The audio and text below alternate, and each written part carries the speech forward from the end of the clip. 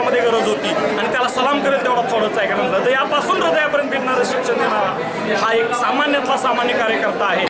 अभिनययुक्त जे भाषण केलं ते आम्हा सर्वांना अतिशय आवडलेलं आहे.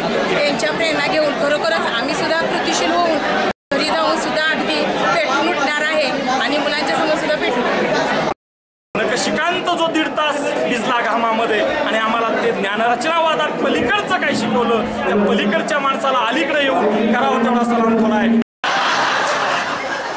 ही मिशी अशी बाहेरच मॅडम घरात गेलं चायनीज चिंग घरात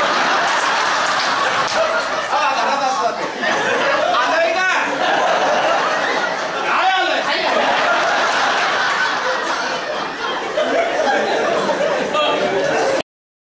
शिक्षक पेटून उठलेला आहे आणि आपल्या कार्यासाठी तो कार्यान्वित झालेला आहे आणि असं वारंवार जर असे आपल्याला त्यांचं मार्गदर्शन मिळालं तर शिक्षकांमध्ये आपल्या कार्यासाठी जे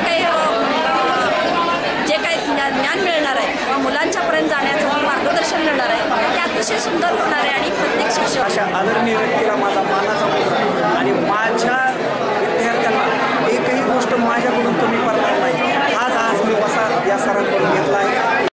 काय अंगिक अभिनय काय असतो, वाचिक अभिनय काय असतो, अंग उपांग प्रत्यंग काय असतात, हा वाचिक अभिनय काय असतो, कसं खेळतात सगळं मी सांगणार आहे. 1 वर्ष मी तुम्हाला सुट्टी देत नाही. स्वप्नात येऊन नाचणार सगळ्याला नाचायला शिकवणार आहे. कारण काय हे बंबाटनं हल्ल्याशिवाय आपलं कसं पण झालंय असं होत असताना शाळा बाहेरून रंगतात तो रंग कालांतराने पिका पडेल.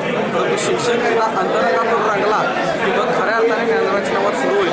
इतकं चांगलं मोलाचं मार्गदर्शन हे मोलाचं वाक्य आमच्या हृदयामध्ये कोरून ठेवण्यासारखं होतं आणि गर्वसे खाऊ शिक्षक आहे वाक्य त्याने आमच्या नसानसात भिनवलं.